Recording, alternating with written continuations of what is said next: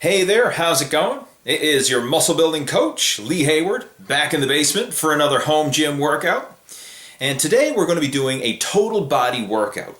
And over the next several training videos, I'm going to be putting together different total body workout routines that incorporate variations of the three big power lifts, the squat, the bench, and the deadlift. Now in today's workout, we're going to focus on the deadlift, and then we're going to throw in some assistant exercises to train the other body parts. So without further ado, let's get to it. And to start things off, we're going to do the deadlift. So I'm getting myself strapped in and ready to do a heavy set. Now, when it comes to exercises, you're not going to find anything more basic than the deadlift. I mean, you simply slap some plates onto a barbell and lift the thing off the floor. It doesn't get any more basic than that. But despite the fact that it's a simple exercise, it's a very effective one for adding size and thickness throughout your back.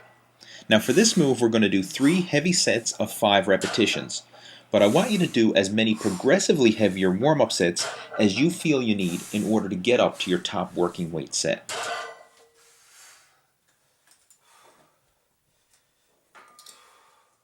After the deadlifts, we're going to do the incline dumbbell bench press to work the upper chest. And for each workout in this total body workout series, what we're going to do is perform a different exercise variation of the 3 main power lifts, the squat, the bench, and the deadlift. And this will allow you to train all your major muscle groups frequently and provide unique muscle stimulation while preventing overworking the same movement patterns.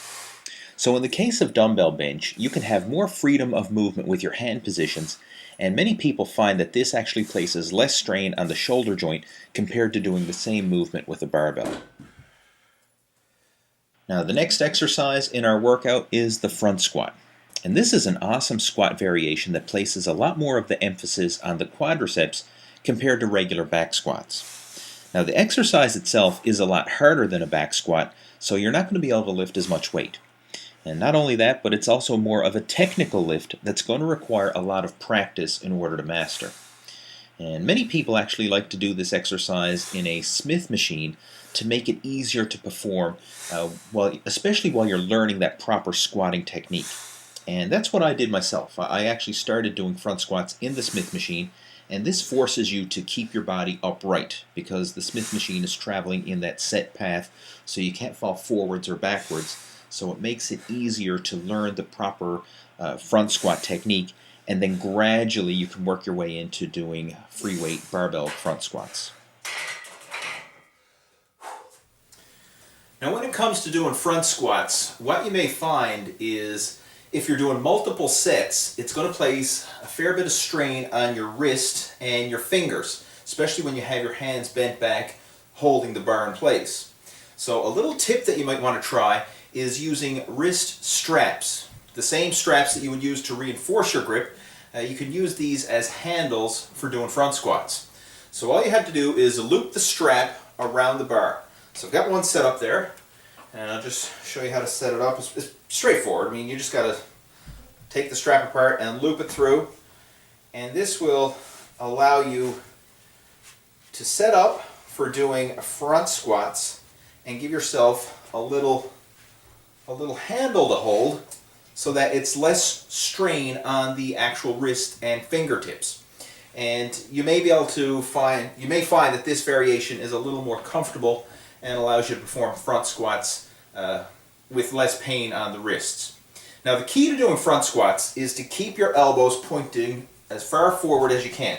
Keep your elbows high and pointed forward, and that's going to create a nice shelf across your upper pec and your front delt where the bar can rest and actually feel quite solid as you're doing the exercise. So I'm just going to do a few reps with the straps just to demonstrate.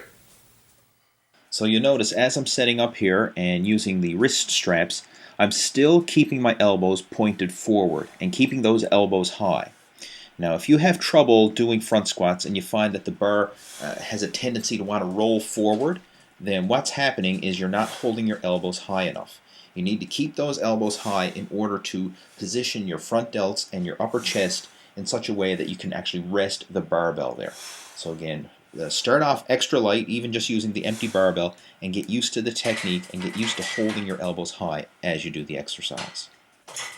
And after the front squats, we're going to do some isolation work for the lats with pull-ups.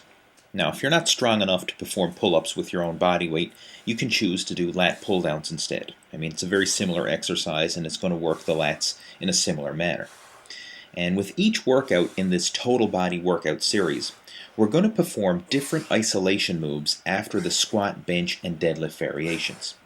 And this is going to ensure that no muscle group gets neglected over the course of our total body training.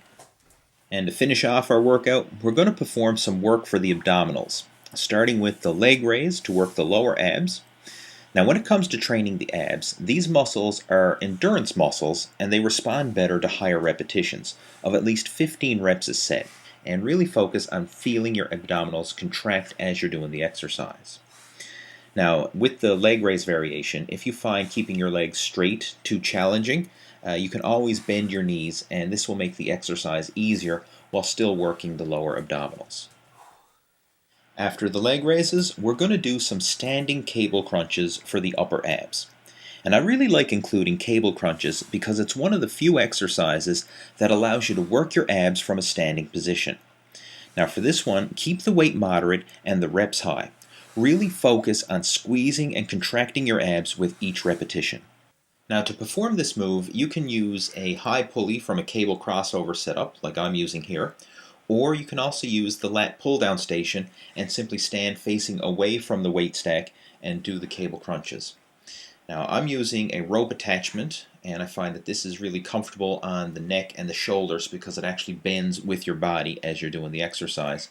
But if you don't have a rope, you could also use a straight bar attachment and just keep your hands behind your head while gripping the bar with an underhand grip.